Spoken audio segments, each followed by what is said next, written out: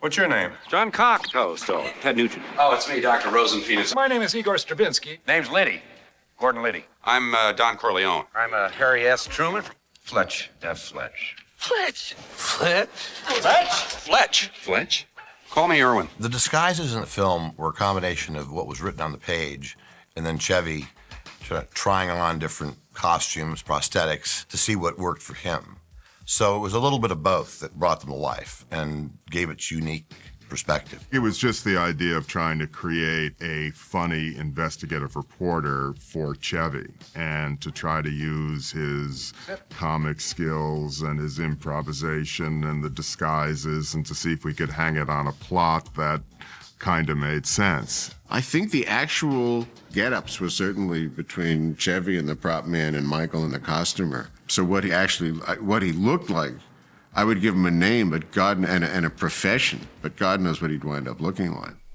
When we decided on a makeup artist, we called Ken Chase, and he was one of the top makeup artists in the business, and so he came on, and the makeup went very well, the disguises, and they were great. I think it was a collaboration, but I think they were described in the screenplay, if I'm not mistaken. It's always great to see the process of them becoming this character. And a lot of it was his acting, you know. Maybe it was donning a cap or teeth or just his expression or becoming a little hokier or a little more professional looking.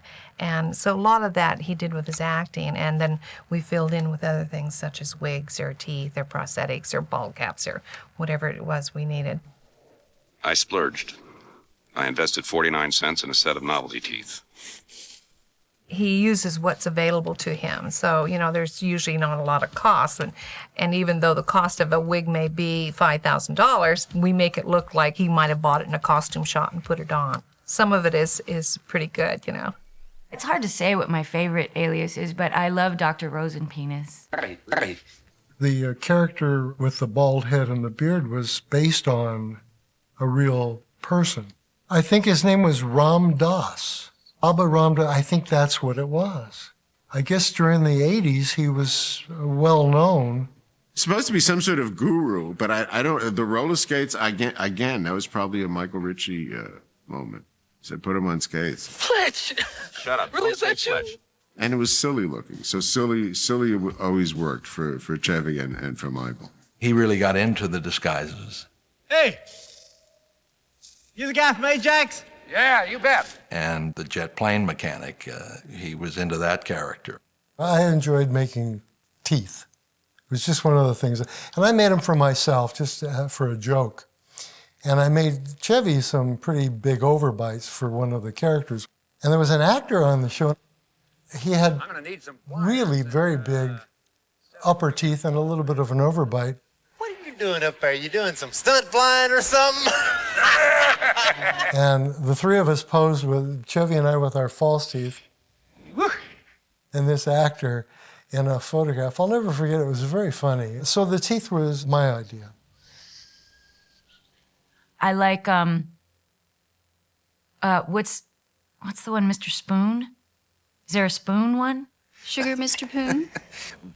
No, never, thank you. Mr. Poon with the Band-Aid over his nose, he definitely got into each character completely. What kind of a name is Poon? Comanche Indian. The way he molded all these different characters and made them dim-witted and made them loving, he was romantic. It was a dream role for him. I absolutely think that Fletch is one of the two great roles that Chevy's played. He's played many great roles, but I think that and Clark Griswold, I think, is just, those are the definitive Chevy Chase roles. Great physical comedy, great dry, ironic wit. Does this proposition entail my dressing up as Little Bo Peep? Very good. I'll have a Bloody Mary and a steak sandwich and a steak sandwich. Yeah, why don't you guys go down to the gym and pump each other? Can I borrow your towel for a sec? My car just hit a water buffalo. It's all ball bearings nowadays. Oh, for God, Don. Boy, what in the hell's the matter with you? My hero. Nothing to it. Fletch began, obviously, as a book by Gregory McDonald, which I think I had read along the way. I think I'd read a couple of his books, and I liked them. Alan Greisman sent me this book and said, we're doing this for Chevy Chase. So he was already in. Peter Douglas had the rights, and we're both represented by John Patak. And I had a previous relationship with Chevy that went back years, and so we got together to develop it for Chevy. What I thought would really make a good movie in Fletch was the fact that you could take a fictional crime story and layer it with character that would stay real but still be very funny. And that was sort of a unique kind of comedy that I think people really get attracted to. What Andrew's marching orders were to really not go too far afield of the book, but to at the same time allow for a platform for Chevy Chase to have some freedom to do some of the shticks that might come to mind, and at the same time allow for a little bit of the humor in terms of how he built out the characters. So then Andy did this script, which was hilarious. And we proceeded then to make the movie. And we got Ritchie to come on board to direct it, and went from there. His ability to ad lib. SNL was a madhouse, and they put a show together every week. So if you couldn't think on your feet, you were dead. So it certainly helped that he had that background, for sure. All these people really worked very well with Chevy, and I mean, like you said, Chevy was a dominating figure in these scenes, and he never pushed people aside. He always let them do their part to make the scene work. Now, how long have you had these pains, Mr. Barber? I play the doctor in Fletch, which is frequently referred to as Dr. Jellyfingers. So Michael said, okay, let's go over to the infirmary, over to the kind of the Hospital Universal, which is a big, big place. Open wide. Say on.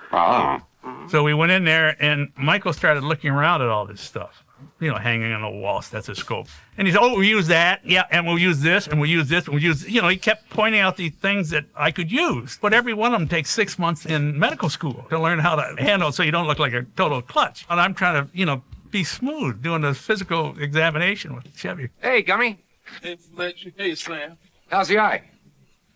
I guess it's okay. The cops did it. They always beating up on me. Gummy had all this money in his family, but yet he got caught up being a beach bum, doing drugs and everything like that. When I was supposed to be running up under the tunnel and the cops were chasing me, Michael Ritchie came over. He said, "You're killing my guys. You got to slow down. You got to slow down." So I had to slow down running because I was really running fast. So I remember that particularly. That was really funny when he told me to slow down. I did a day. I did half a day. I don't think I made it to lunch. And that's hard for an actor. When you come in, you stretch. You want lunch. Well, free food. This is a big deal for actors. And when I saw I was maybe going to get up for lunch, I tried to delay, I tied my shoes when I didn't really need to. But I don't think I made it. I think I ate lunch alone at home that day. Open your raincoat. Come on, just once. It's worth it.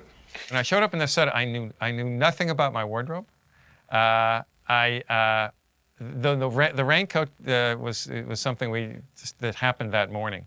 And you put a piece of clothing, a prop, in the hands of an actor, and you see what happens with it. And you do that with Chevy, and you're probably going to get censored. Keep 10 for yourself. Go out and get yourself a nice piece of ass. Well, I think if you have someone at the center like Chevy, you better have a strong cast around him, who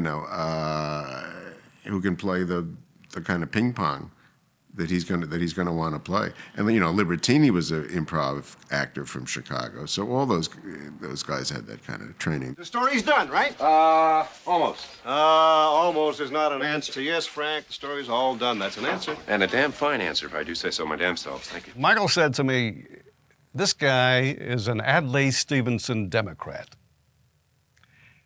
And for some reason, that's all I needed. It conjured up where he lived, his family, what he did in his spare time, where he went to school, what his library at home looked like, and what his dreams and aspirations are. For me, it was the exact right suggestion. Uh-oh, the missus.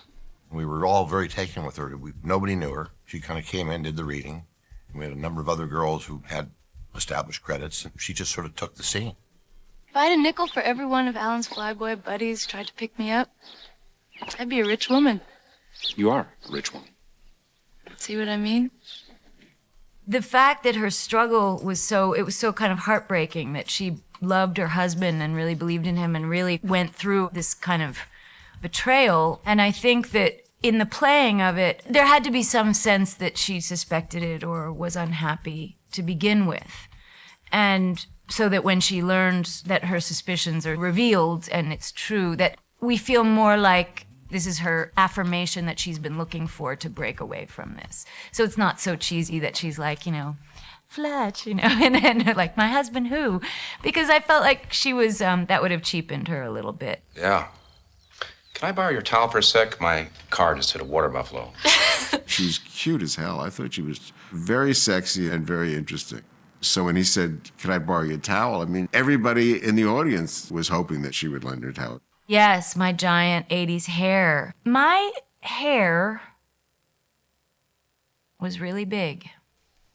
And it wasn't that big by itself. They had to make it that big. It was just kind of hippie hair. For some reason, they felt it necessary to perm it and boof it. Has it ever occurred to you I might not want to murder you, Stanwyck? I've got $50,000 says you will. We all associate Chevy with being with this kind of crazy character, and playing multiple characters. But he was really very sane in this film. You had insane people. They didn't appear to be insane. Tim Matheson didn't appear to be insane until he opened his mouth. And so you had Chevy's ability to underplay and react against the insanity he was faced with. But rather than overplay this, he went under it. And that was the genius of Chevy's approach to that character. Michael Ritchie was a really talented filmmaker with a very clear vision and style. And you could identify that style throughout his films. And I think Fletch was consistent with that. My impression was that Chevy wanted to just go wild and do things his way. And Michael had a very specific way he wanted the character played and a very specific way he wanted it done. So the resolution, as I understood it, was we'll do one take like it's written, like Michael wants it, until Michael's happy. Then you can do one and then we'll do a bunch like Chevy wants, okay? But we'll do them both ways. Chevy liked to ad-lib, you know, and did some wonderful ad-libs in the movie. I mean, that Cujo, I know was certainly, that wasn't mine. A bunch of stuff. I think Dr. Rosenpenis was probably his, too. I don't remember writing that. Chevy decided to go off the script. He went off the script, and you just went along for the ride. And that was part of the fun of it. It always was. And Michael was wonderful about that and letting you go and seeing what he could get out of it. And with Chevy, it was usually gold. He would improv in the moment. I would have never read it. It was, you know, the water buffalo line he literally said as he walked through the door the first time. And so Michael had the intelligence to balance between allowing that and still telling the story. Thanks for a great time. Gotta get out of here. You know, Michael would take me aside and he said, say something to break Chevy up. Mess with him. So I would try and break him up, and he would always try and break me up. And so it was really fun. I got him a couple of times, and he was very grateful because I think that he thrived on the spontaneity and listening. And so it was really fun to do that. And Michael encouraged it, and Chevy loved it. In that picture that I gave you, I'm talking to Michael about which of the ad-libs he wanted me to respond to. You know, there were choices in every scene. There were choices. Maybe it drove the editors mad. I don't know. But I think they like to have choices. You read the script. You see Chevy's performances. You could see that Michael would hold Chevy down and keep him grounded to the character. And it worked out well. Married Boyd Aviation. He's no dummy, that's big bucks. Mr. Stanwyck's parents, Marvin and Velma of Provo, were unable to attend the wedding. Those are three names I enjoy: Marvin, Velma, and Provo. Michael Ritchie, who is sadly no longer with us, who was a wonderful director and just a wonderful person, a wonderful free spirit. We had a really interesting kind of crazy relationship. He was very collaborative, even though I wasn't on the set. You know, I was in New York. I was actually in an office in this building writing most of this. He was really a very open person, open to suggestions, open to crew, open to cast, and it was really wonderful to work with him. The way Michael would work was he said, okay, we're just gonna shoot, I'm just gonna shoot a close-up here of you at the door at the end of the scene. Just from the end of the scene, I just want you to say this line. And it was like we hadn't even rehearsed anything. We said, okay, so we just grabbed the one line there at the door. And he said, okay, now just turn around and walk through the door and walk and exit and turn back and look back at the end.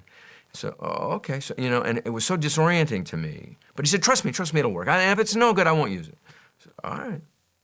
And you just knew that he had in his mind every cut, everything, and he shot it so economically, and you immediately trusted him. He just let me open up and just let me come in and be creative and let me wear my hair wild like I wanted to wear it. And then I had some ideas for the clothes and things like that. So yeah, he let the actor do their thing. He was a lovely man, really, truly lovely man, very soulful person. So smart, Harvard educated, wonderful, tallest director I've ever worked with. He knew how to make movies, you know, and he died much too young. He was, besides a talented man, a great friend, and miss him a lot. It's hard to pull out just one scene from the movie, but I must say that Moon River's never sounded quite the same ever since. I used to love that song, and now the association ruined it for me. Drop your shorts and bend over, Mr. Babar. Every writer who does comedy likes to write at least one scene with a proctologist. It's one of the great scenes. I mean, Chevy's very proud of it, I know, because I've heard references, you know, of it. That it's a bell. It's a beautiful little scene that rings like a bell. And it was a semi-improv on Chevy's part. You know, the Moon River and using your whole fist, Doc. Thank you, Doc. You ever serve time? Breathe easy. And it played very well. The scene is just a perfect little scene. Michael Ritchie called me one day and said, I found an airplane hangar, and it's a great space. Write a scene to take place in an airplane hangar. So I sat down and took out my little legal pad and wrote in longhand, in the pre-computer days, the scene where Chevy puts in these fake teeth and does the whole thing about it's all ball bearings these days. It's just this character I really loved. I actually would have written 5 scenes for this guy. I thought it was so hilarious.